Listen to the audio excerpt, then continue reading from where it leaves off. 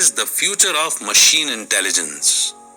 इस बात में कोई शक नहीं है कि इंसान का माइंड एक्स्ट्राऑर्डिनरी है, लेकिन इसके बावजूद आने वाले वक्त में मशीन इंटेलिजेंस को लेकर हमारा चिंता करना लाजिमी है। इस टॉपिक को लेकर कई टीवी सीरीज और मूवीज भी बनाई गई हैं, जिनमें यह दिखाया गया है कि फ्यूचर में एक दिन ऐसा आएगा जब दुनिया पर मशीनों और रोबोट का राज होगा और इंसानियत पूरी तरह से खत्म हो जाएगी। इस बात में कोई दो राय नहीं है कि मशीनों का मुकाबला इंसानों से कभी नहीं हो सकता, क्योंकि ह्यूमन ब्रेन अपने आप में एक सुपर कंप्यूटर है।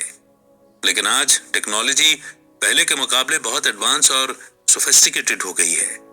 इंसान ने अपने दिमाग से क्या कुछ इजाद नहीं किया, बुलेट ट्रेन से लेकर स्मार्टफोन और इंटरनेट तक सब कुछ। लेकिन क्या यह मुमकिन है कि फ्यूचर में इंसान कोई ऐसी मशीन इन्वेंट करे जो इतनी इंटेलिजेंट हो कि इंसानों पर राज करने लगे? चलिए इस सवाल को हम द 1000 ब्रेन्स की थ्योरी की नजर से समझने की कोशिश करते हैं। फिर हम देखेंगे कि मशीन इंटेलिजेंस का क्या नतीजा हो सकता है और फ्यूचर में क्या पॉसिबल है और क्या नहीं। इस लिस्ट में पहला सवाल है कि क्या मशीन इंटेलिजेंस ह्यूमन इंटेलिजेंस जैसा ही होगा? जवाब है नहीं। मशीन वो सारे काम कर सकती है जो एक एवरेज इंसान कर सकता है, जैसे खाना बनाना, कपड़े या बर्तन साफ करना, दौड़ना, यहां तक की बात करना भी। याद रहे कि ह्यूमन इंटेलिजेंस पुराने और नए ब्रेन से आती है। खास करके पुराना ब्रेन बेसिक फंक्शंस के लिए जिम्मेदार है, जैसे कि हमारे इमोशंस और इच्छाएं। ये ऐसी चीजें हैं जो मशीन कभी कॉपी नहीं कर सकती, और मशीनों के कोई वैल्यूज और गोल्स भी नहीं होते। जैसे एक मैप का एग्जाम्पल ले लो। मैप का यूज एक इंसान और मशीन के लिए अलग अलग है। जैसे अगर इंसान कोई एक्सप्लोरर है तो वो मैप को किसी लोकेशन को नेविगेट करने के लिए यूज करेगा कि उसे कहां घूमने जाना है। अगर कोई ट्रेडर होगा तो वो अपने प्रोडक्ट के लिए अलग अलग रूट का पता लगाने के लिए मैप यूज करेगा। लेकिन अगर मशीन की बात करें तो मैप का उसके लिए कोई यूज नहीं है, क्योंकि मशीन का ना तो कोई गोल होता है और ना ही कोई पैशन। मैप उसके लिए सिर्फ अर्थ की एक्यूरेट रिप्रेजेंटेशन है, न उससे कम न ज्यादा। एक मशीन को इंटेलिजेंट होने के लिए 3 चीजें चाहिए: एम्बॉडीमेंट यानी कि अवतार, पुराने ब्रेन के पार्ट्स और नियोकॉर्टेक्स। एम्बॉडीमेंट यानी दुनिया का खुद का एक्सपीरियंस करना। मान लो कि आपको बाइक चलाना सीखना है, तो आप सबसे पहले क्या करोगे? जाहिर सी बात है कि आप पहले बाइक खरीदोगे, उस पर बैलेंस बनाना सीखोगे, राइट स्पीड और डायरेक्शन के बारे में सीखोगे, क्योंकि सिर्फ बाइक चलाने के वीडियोस देखने से काम नहीं चलेगा। आपको बाइक खुद चलानी पड़ेगी, तभी आप सीख पाएंगे। एम्बॉडीमेंट का मतलब है सेंसेस को यूज करना।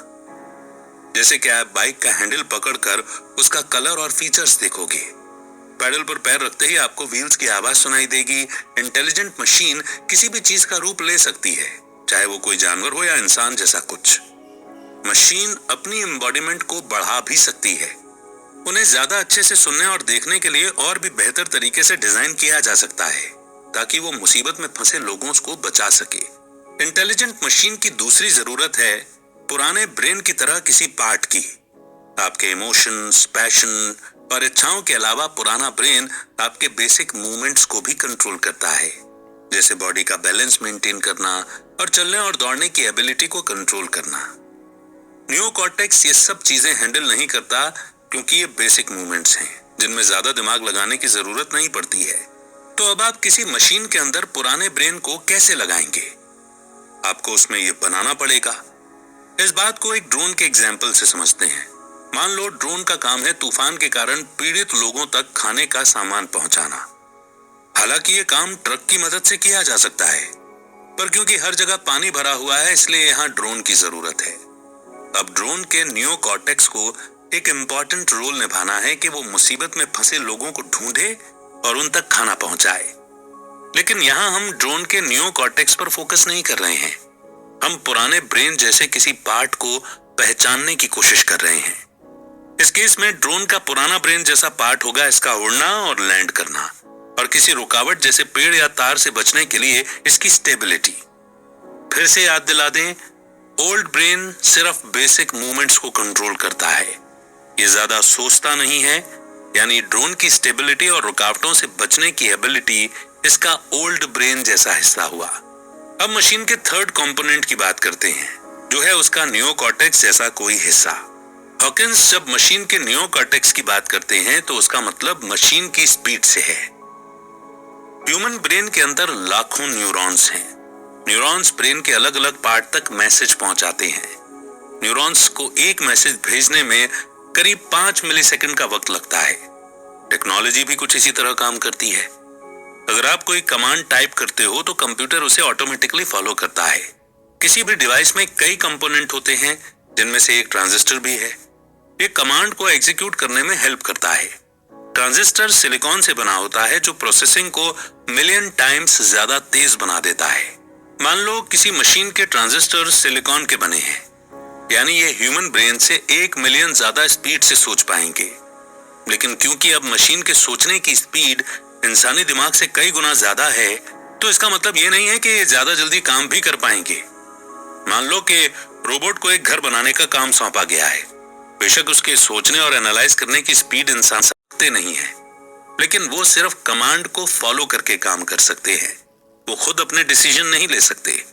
इस मामले में इंसानों के पास रोबोट से ज्यादा एडवांटेज है। लेकिन हम वापस उसी सवाल पर आ गए, क्या कभी ऐसा होगा कि रोबोट इंसानों से आगे निकल जाएगा? इसका जवाब किसी के पास नहीं है। आज के एडवांस मशीन का आगे क्या नतीजा होगा, ये कोई नहीं जानता।